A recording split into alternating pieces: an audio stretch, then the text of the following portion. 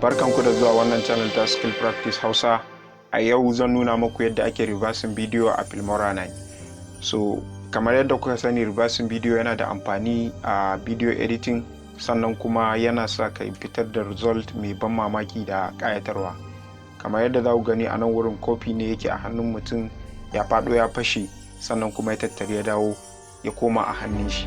So wannan shine reverse a Filmora 9.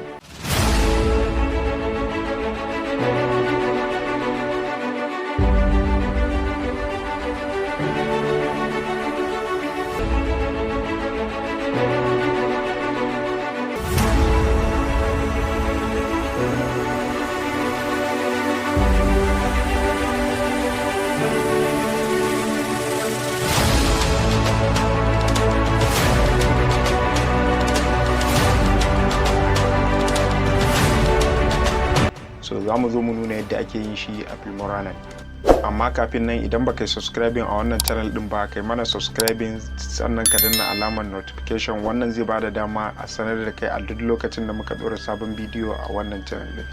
So za mu je kai tsaye mu ga yadda za mu reversing video a Filmora 9. Da farko za ka buɗe Filmora 9 sai kai importing clips din da kake so ka aiki a kansu. Bayan ka yi importing clips din, za ka zo ka sai kai clicking akan wanda za ka fara aiki akan shi, sannan sai ka je ka zuwa speed, sai kai clicking akan reverse.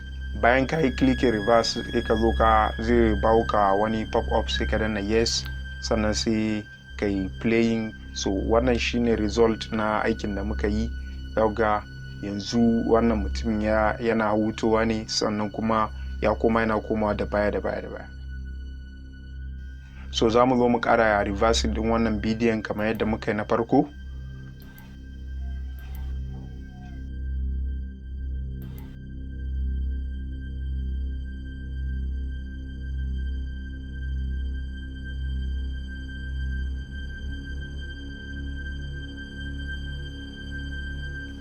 Sannan sai mu zo mu yi arranging ɗinsu mu ga bambanci tsakanin original ɗin da kuma wanda muka yi aiki a kansu, kamar haka.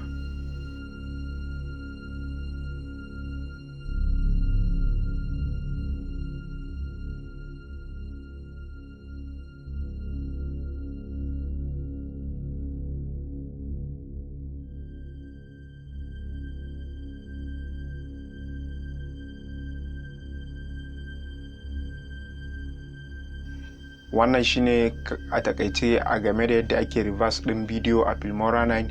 Mun gode da kallon wannan bidiyon. Kamar yadda na ce, idan baka yi subscribing a wannan channel din ba, kai mana subscribing sannan ka danna notification icon. Wannan zai bada dama a sanar da kai a duk lokacin da muka ɗora sabon bidiyo a wannan channel din.